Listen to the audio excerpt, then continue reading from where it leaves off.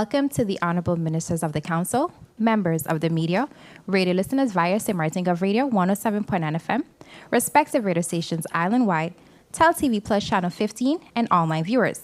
I'm Rolika Roach, and welcome to the live Council of Ministers press briefing for today, Wednesday, July 9th, 2025.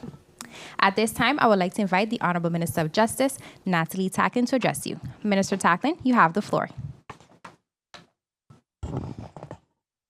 Good morning, St. Martin, colleagues, members of the press. Thank you for being here today.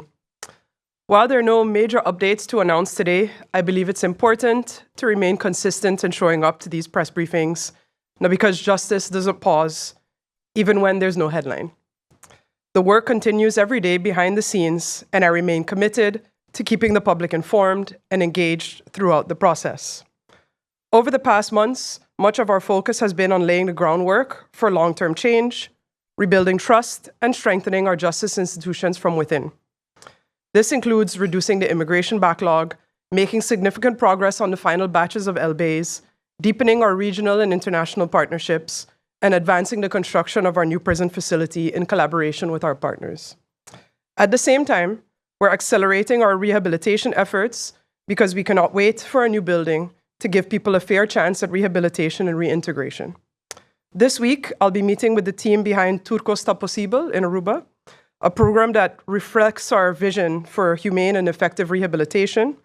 The goal is to continue the dialogue and explore how these EU-funded initiatives can be implemented locally, either independently or in conjunction with our existing partnerships with the UNODC.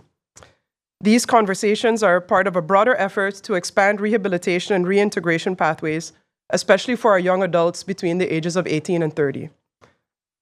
As we continue this work, we're also preparing to mark an important moment of reflection and recognition, Justice Week 2025, which is taking place from July 11th to July 17th. This year's theme, We Are Justice, is a powerful reminder that justice isn't upheld by institutions alone, but by the people who serve within them every single day. I invite the public to join us in honoring the men and women who serve within our justice system. These individuals are more than just staff or the titles that they carry. They are the quiet strength behind our institutions. They show up day after day, even when the resources are very limited and the work is very difficult. They carry the weight of justice on their shoulders, and they do so with integrity, with resilience, and with a deep sense of duty. So, if you know a justice worker, or if you see one in passing, I encourage you to say something. A simple thank you, a word of encouragement, or even a moment of acknowledgement can go further than you even can realize. Let them know that their service is seen and that they are valued. That we, as a community, recognize the sacrifice and the strength that it takes to do the work that they do, and that they are not alone in carrying this weight. Justice Week is a call to reflect on the people who uphold the system, the kind of justice we want to build, and the role each of us plays in strengthening it. As I reflect on my 8 months of service, I'm reminded that justice cannot thrive in isolation. It must remain in constant conversation with the people that it serves. Every visit, every briefing, every moment spent listening has deepened my understanding of what this ministry must continue to stand for. I am proud to serve alongside those who carry this work forward and with heart and conviction. To help strengthen the connection with the public, the ministry will soon roll out a dedicated line of communication where individuals can submit questions and reflections. I look forward to addressing these directly, whether during press briefings or through our official channels, because staying connected to the people that we serve is essential to building a meaningful ministry of justice. That said, thank you very much, and I'll remain available for any questions. Thank you, Minister Tacklin, for your opening remarks. At this time, I would like to invite the Honorable Minister of Public Health, Social Development and Labor, Richenel Brug, to address you.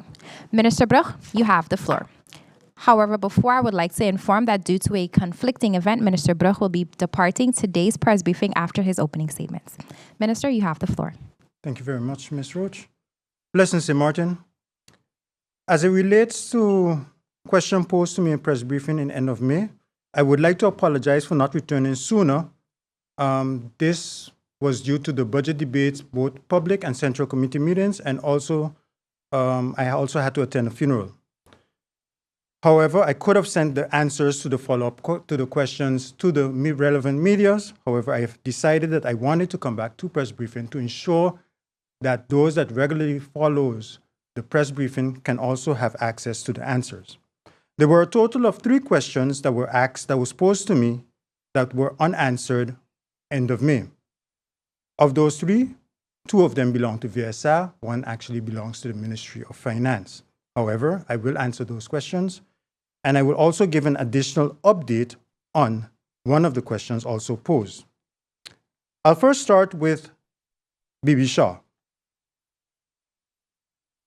Question was, have you given Mental Health Foundation any amount of assistance or subsidy to deal with the extra amount of people they have to deal with? I answered at the time that yes, we have allocated 1.3 million guilders to be transferred to Mental Health Foundation.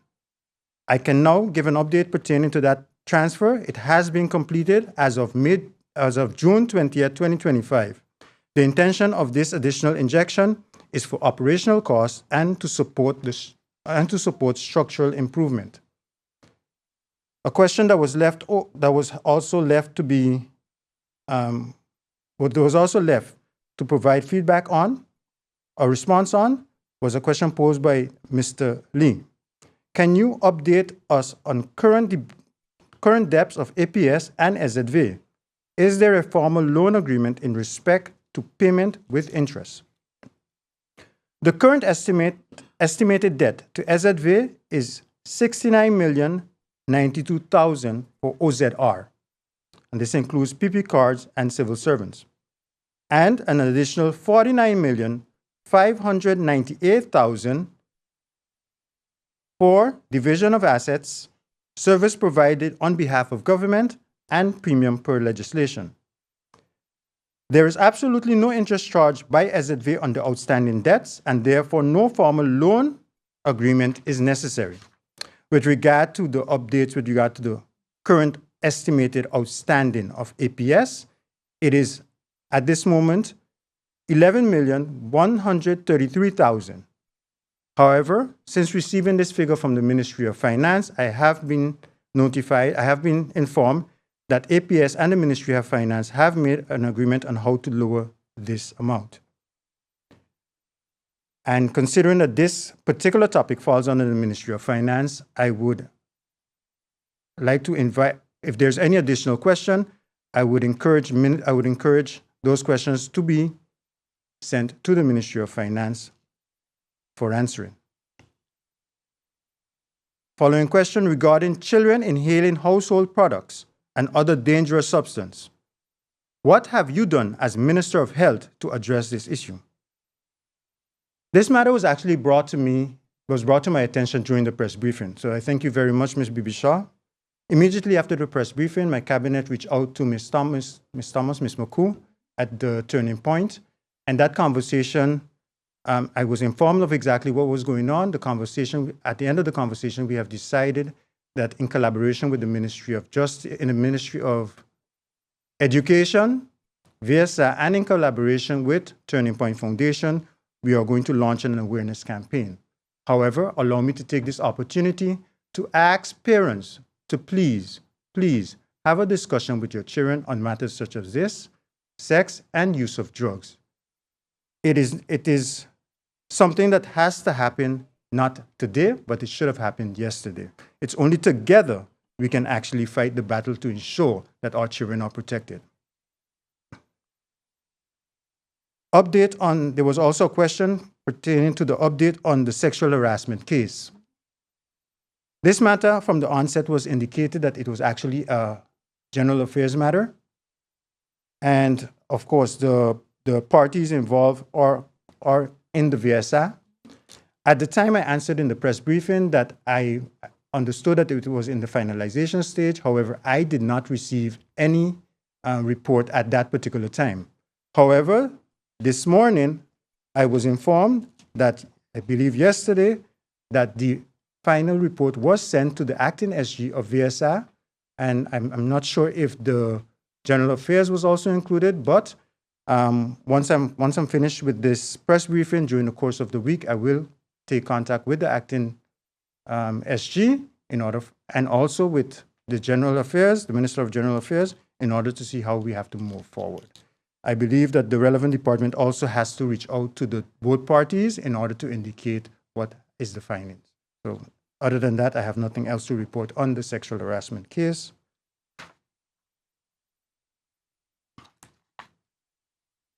Those were all the follow-ups that I promised the public and the media that I would get back to them with. I will now continue with new information. With regard to the appointment of the new CEO of SZV, I wish to inform the public that the current CEO, Mr. Glenn Carty, will conclude his term this coming October. Considering that the supervisory council began its recruitment process on February 28. On the 27th of June 2025, I officially received from the Supervisory Council the final report on the selection process and their nomination for the position of the new director of SZV, based on their assessment procedures. At this time, I am currently reviewing the information presented to me and will make a final decision in due course. I want to emphasize that this is a crucial appointment with long-term implication for the function of our social and health insurance institution. As such, I will not tolerate distraction, interference, or misinformation from any individual or entity, particularly in light of the recent leak of certain confidential information, be it true or not. Decisions of this magnitude must be treated with the seriousness and integrity they deserve. And the additional information that I would also state at this moment pertaining to the report is that from publication of the ad, 14 persons applied. In the first round, 6 persons was invited for a first round interview. 4 then continued to the second round, and 1 person was actually nominated. With regard to the National Health Insurance, I wish to also inform the public that the draft legislation is still currently under review at the Social Economic Council, the SER. I was invited for a third time to the SER, and where I was asked several questions together with the Minister of Finance. The SER have indicated that they are in the finalization stage of presenting their report and findings and recommendations. Once this is received, of course, I understand the urgency of finalizing this legislation and therefore will make sure that all steps are followed in order that it reach Parliament for debate and for, hopefully, approval prior to December 31st, 2025. As Minister of Public Health, Social Development and Labor, I want to inform the public that recently completed study on the gambling behavior and prevalence in St. Martin has been presented to the Council of Ministers. This particular study was commissioned by the VSA in collaboration with the TBO and Stats and conducted by the IPSO and INO. The study indicated that more than 1/3 of our residents participate in gambling. It highlights several aspects such as the participants' gambling frequency, the age group, gender category, and educational background.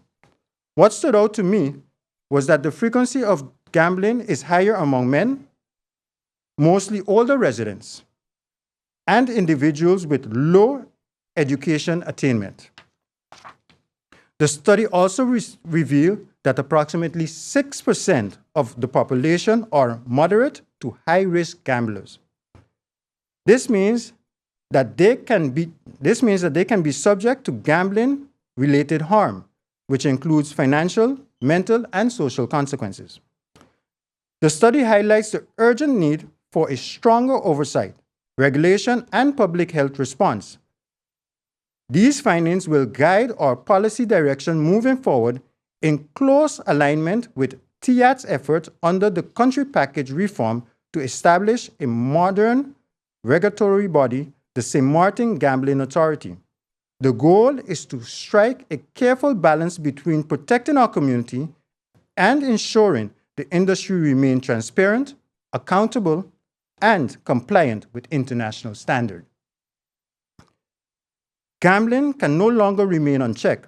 It must be managed with structure, responsibility, and public well-being at the forefront.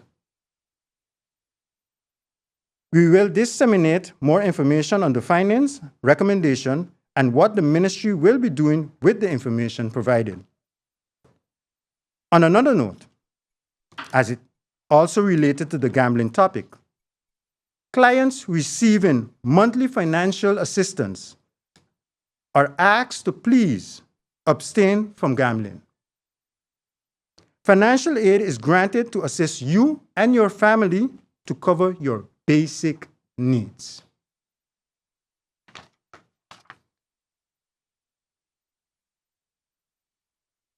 And in closing, I would also like to take this opportunity to reflect on a meaningful milestone that took place on the July 4th. I had the honor to be part of a very special occasion, which was the groundbreaking ceremony for the new psychogeriatric daycare and training center at the White and Yellow Cross. I want to once more extend my sincere appreciation to Ms. Berger, the White and Yellow Cross Board, in particular the staff of the White and Yellow Cross, SZV, and all stakeholders involved. Their tireless commitment and shared vision have made this project a reality. This project is scheduled to be completed May 2027. As I stated during the ceremony, this facility is not just a building. It is a promise that our elderly will not be forgotten, that their dignity will be protected, and that those who care for them will receive the training and support they deserve. The new center will serve both as a daycare for seniors with special needs and as a training ground for healthcare professionals, strengthening our ability to provide specialized, high-quality care on the island. From a public health and social development standpoint, this project reflects our deepening commitment and accessibility and comprehensive care for all, regardless of age or condition.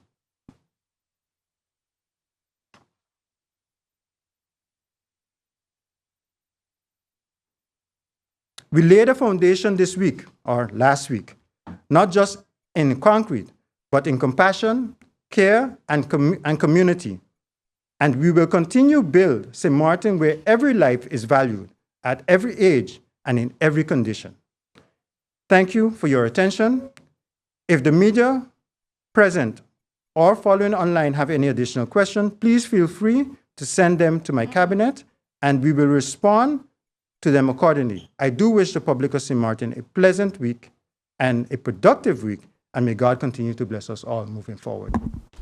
I would now like to invite the Honorable Deputy Prime Minister and Minister of Tourism, Economic Affairs, Transport and Telecommunication, Grisha Heilige-Martin, to address you. Good Deputy morning. Prime Minister, you have the floor. Good morning, Rolika. Good morning to the media. Good morning to those listening and viewing online and on the radio. I want to start out by saying to all the recent graduates and promoted students across St. Martin, congratulations on your achievement. Whether you've moved up from elementary school or crossed the stage of the tertiary level, we are proud of your hard work and dedication.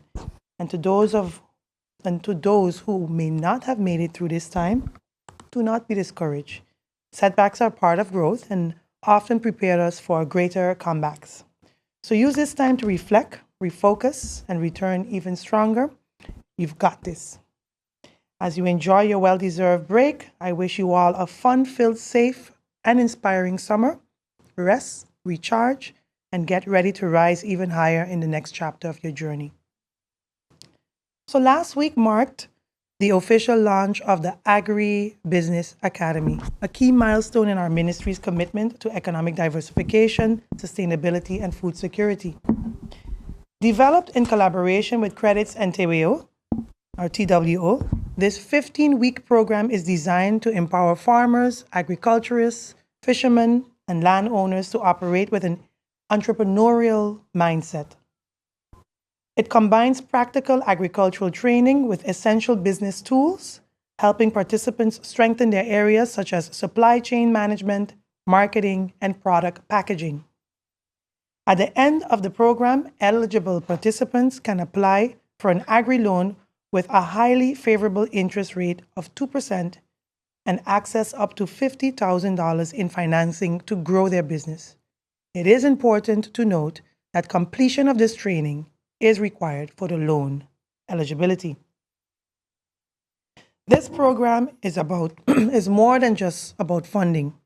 It's about building a resilient agriculture sector, opening doors for new income generation, and empowering our people to feed our nation.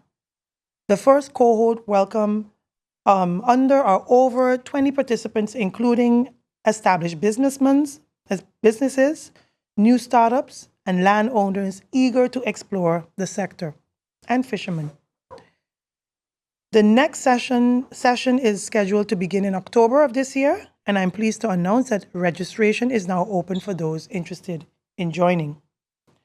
I would like to take this opportunity to extend a heartfelt congratulations again to the Department of ETT, especially Mr. Shervin Frederick and Mrs. Avril Isaac, who led this initiative under Country Package E6.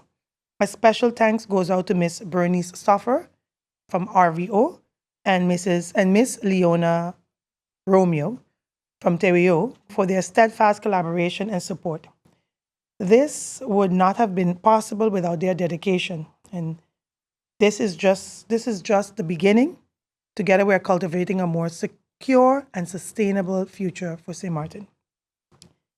Next, I'd like to provide an update on the Department of Economic Licenses, one of my R4 projects.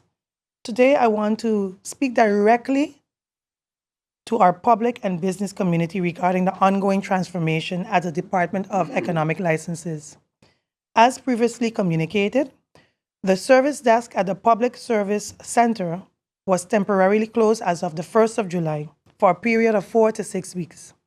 This was not a decision made lightly, but a necessary step to improve our service delivery. Rest assured, new license applications continue to be accepted during this period. Our team has already begun contacting individuals with scheduled appointments to guide them through the new online submission process. The submission link will now be available on government's website later today. Additionally, for those needing support, we encourage you to visit the SEDC St. Martin at the Miss Lally Center or call for an appointment.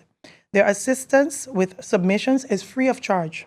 Their phone number there is 542-8898. That's 542-8898. And you can also contact them via social media, Facebook or Instagram, and search up SEDC St. Martin.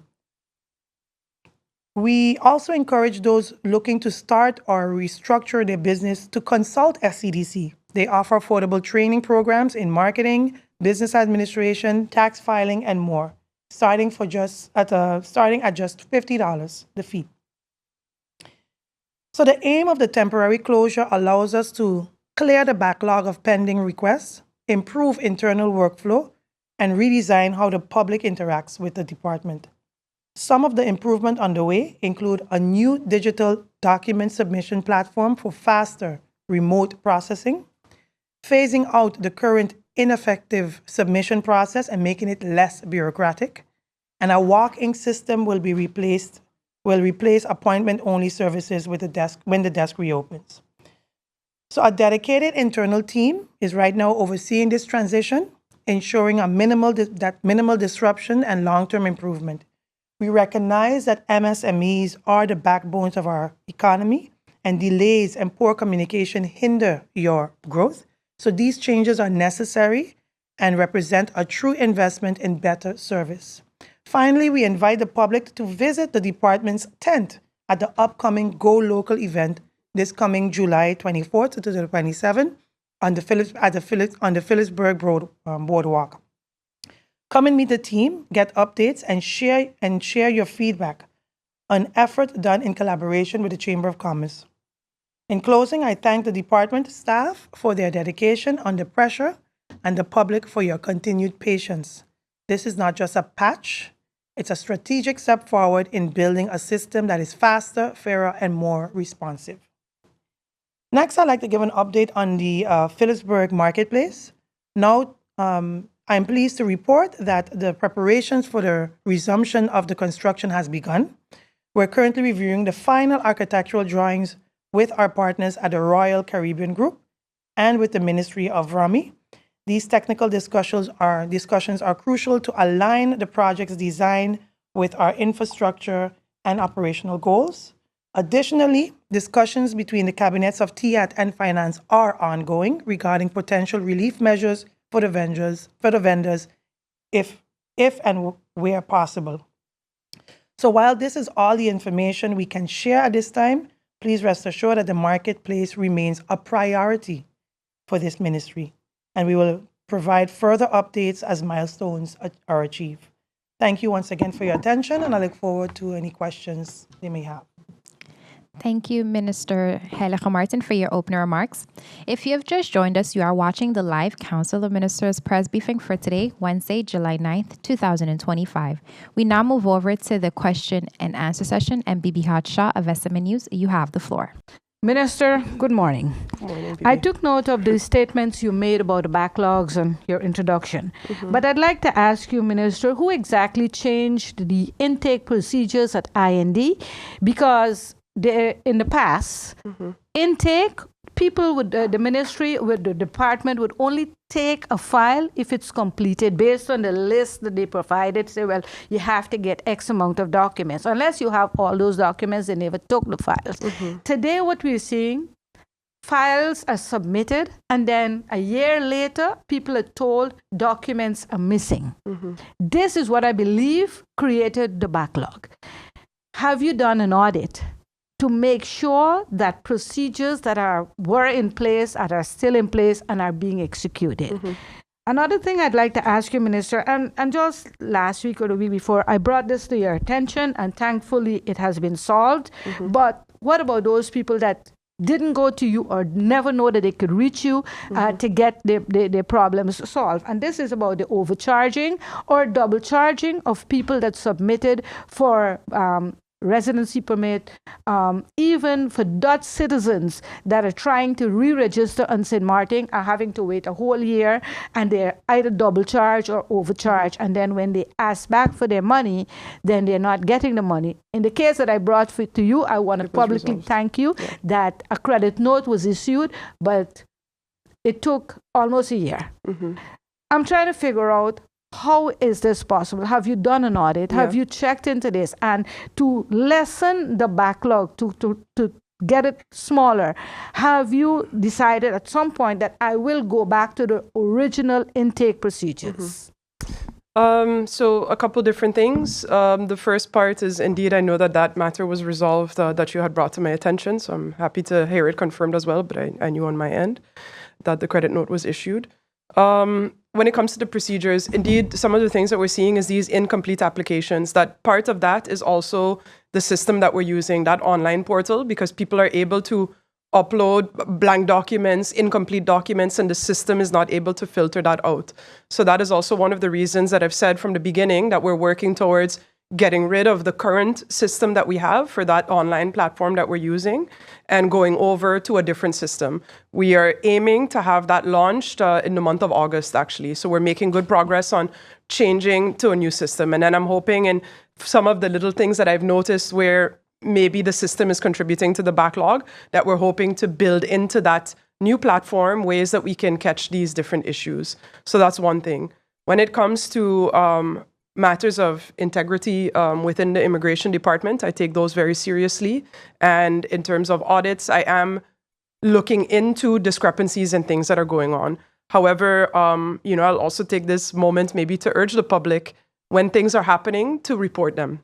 Because we have a lot of times, and I understand, people are in vulnerable positions when it comes to your immigration status, but we hear the stories, but nobody is coming forward and reporting them to the authorities. And then it's very difficult for us as a ministry to take disciplinary measures, to take criminal measures, if people are not coming out to report. So I want to urge anybody, if there are things happening, to come forward and report those things. Please go file a report at the police, go to the Landsrecherche, and make those things known. But we are looking into it because, for me, I take it very seriously that we provide a service to the public, and I think we need to be better in the service that we provide.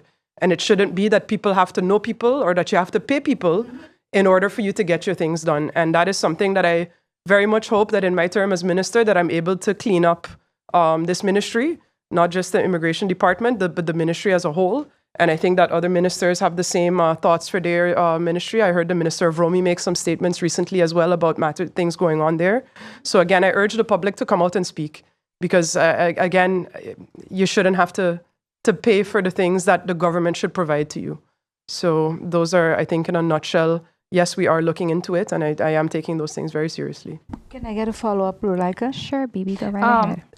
Regarding persons that apply for example, a work permit, VSI would issue that work permit. Yep. But then you have those very people, in order for those, for example, for foreign workers, they apply for a work permit, they get the work permit. But then in order for them to come here and start working, especially if the person is off island, they have to get a landing permit and a residence permit. This takes as much as 6 months. What's the holdup? Because all the documents to process the work permit was submitted by labor as well as immigration. But yet there's a bottleneck somewhere. Yeah. How do you plan to address it? Yeah, we are looking at that, and we're trying to make an inventory of where the issues are.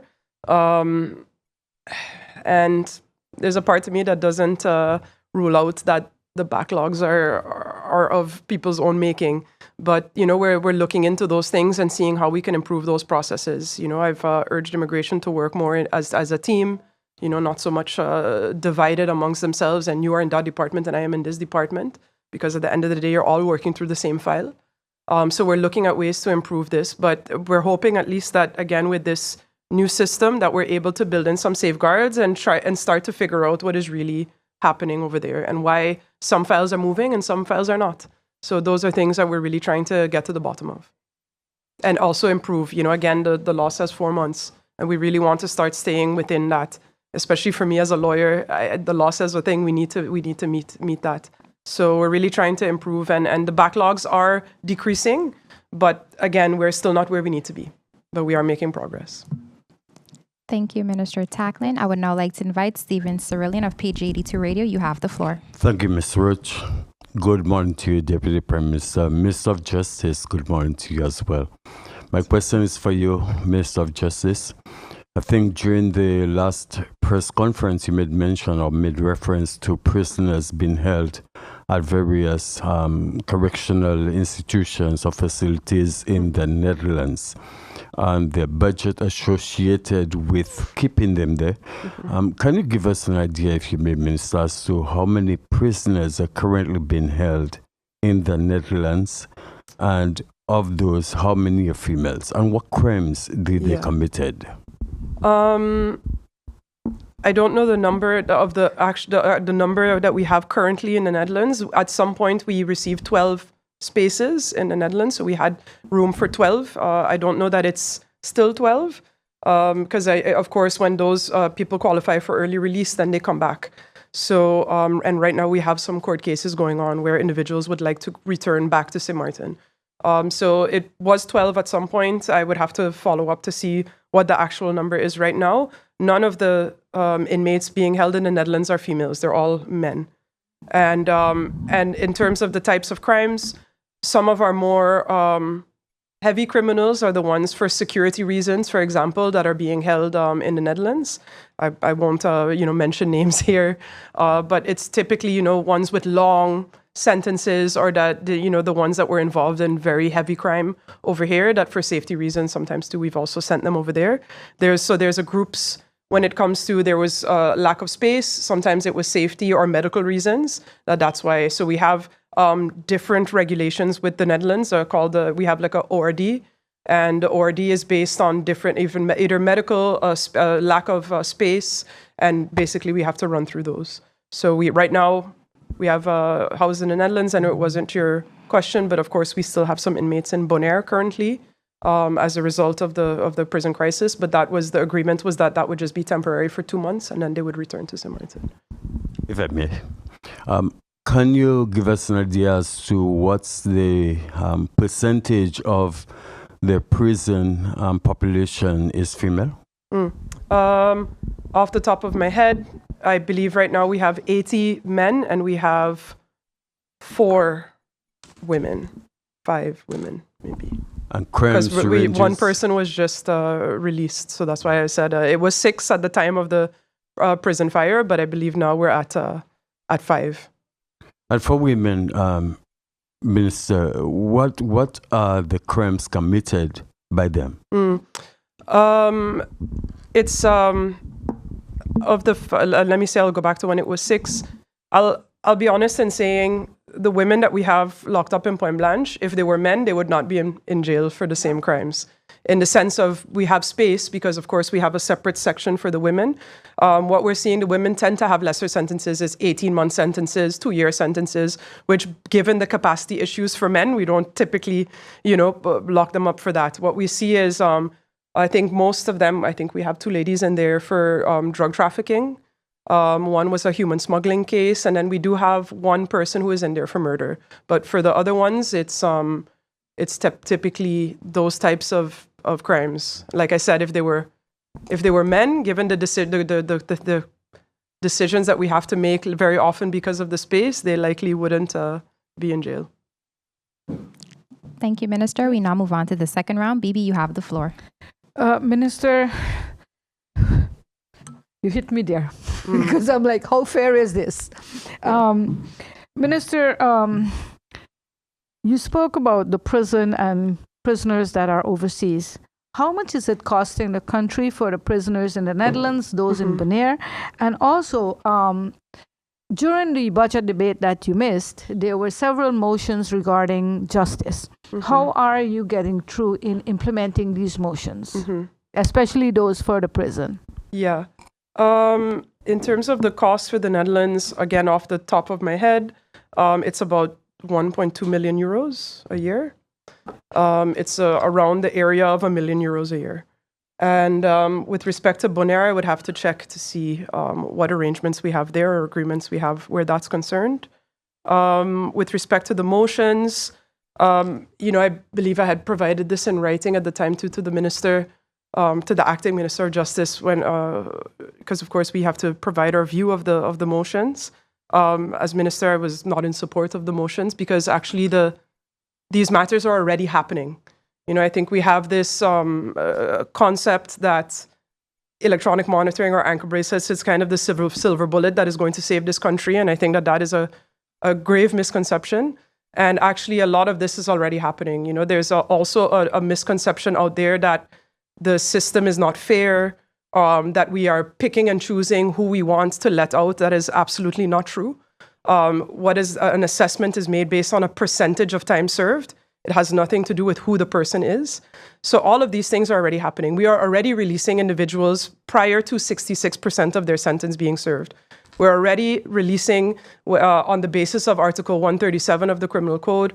When it's less than that 1/3, we're already around 60%. We're in discussions of looking in terms of what our needs are currently to maybe even go down to as much as 55% of your sentence served. But we're looking to do that in a way that is responsible. And we're already giving, reductions of a maximum of 18 months. So we have these motions coming up there and flying. There's a certain rhetoric being put out to the public that I think is dangerous and I think is unfortunate.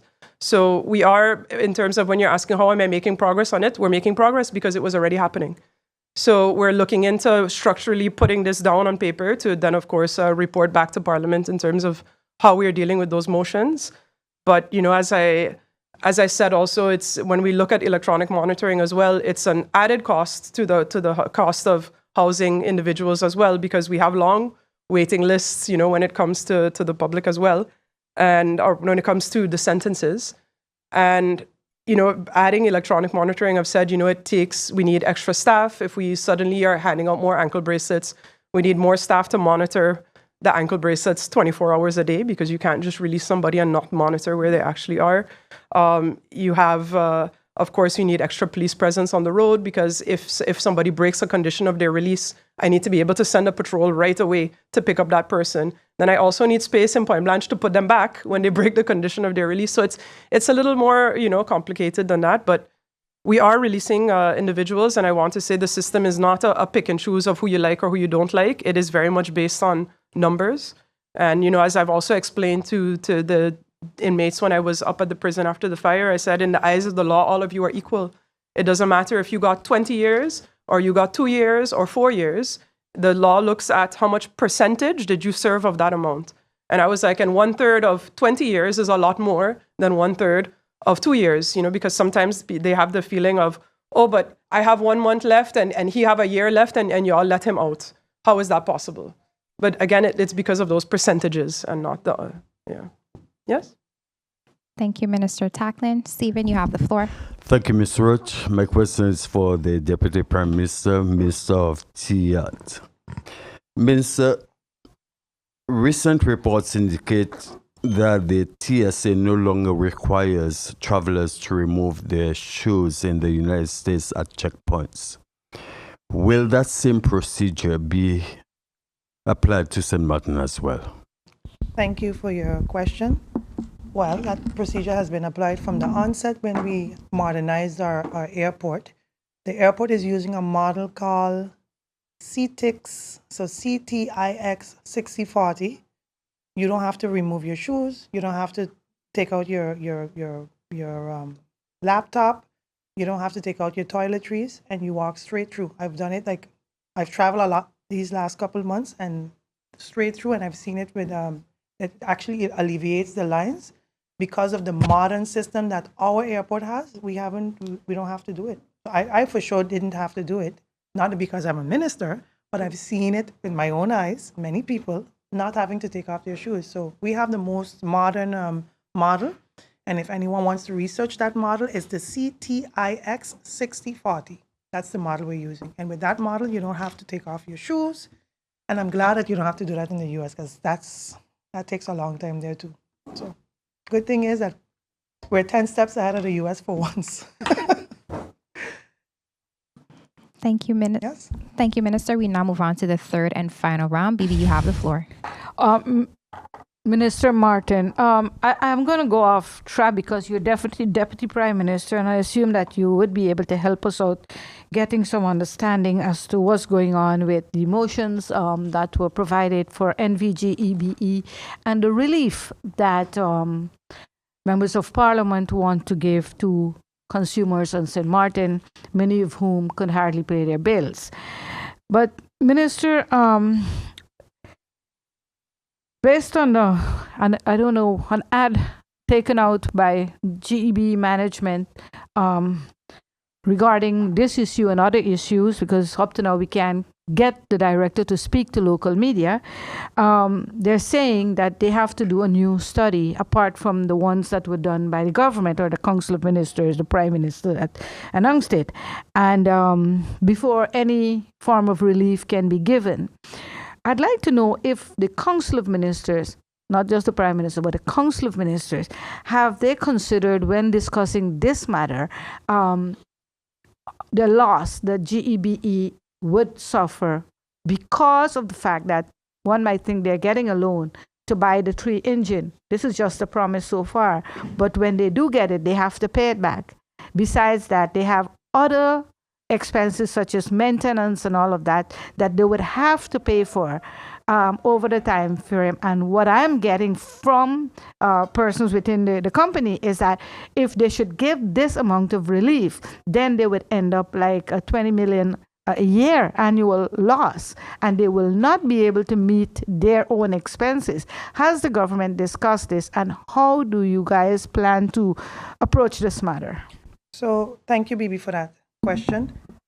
So the idea, we sent the outcome of that report to them, and their response is that they're going to take some time and revisit it and get back to us. I think we need to give them that time, especially with the concerns that you just mentioned. Allow them to take all what is recommended from BTP Curacao into soak it in and see if it is possible to be done. And I think the next step is for them to come to CoM and present and have that discussion. We haven't had that discussion yet to hear from them. Their only response to us was that they would be doing some research on their own. So I will allow GB to do that, and then we hear from them very soon. Because, of course, exactly what you say is a concern.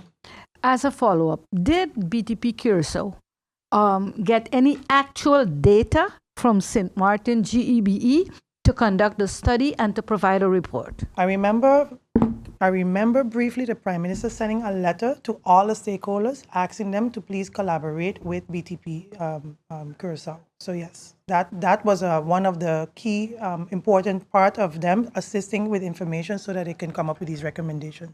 So I do recall that that correspondence going on, correct? Yes. Thank you. Thank you, Deputy Prime Minister Helico Martin. I would now like to invite Stephen Cyrillian. You have the final question. Thank you, Ms. Rich. Minister, on the issue of the establishment of the STA, can you provide some information as to what sort of progress is being made? And have you been able to identify the members of this entity? So we have established a representative of government that I'm going to announce very shortly. And also we have someone representing our STB to be part of that. So we have a managerial position and you have a board. And now that the budget has passed, because that was one of the setback, we are now going to be able to now announce the person that's going to be leading that. It's just now the advice is right now going through its final procedure. And once it's approved, you will be getting more information and details about how we move forward and the timeline that will be assigned to it. I know for a fact it shouldn't take more than 6 months to establish it. So the idea is to still have it done before the year is over. Very important milestone for St. Martin.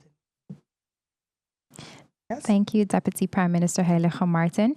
Members of the media, this does bring us to the end of the question and answer session. Any further questions can be sent to the Minister's Cabinet in writing.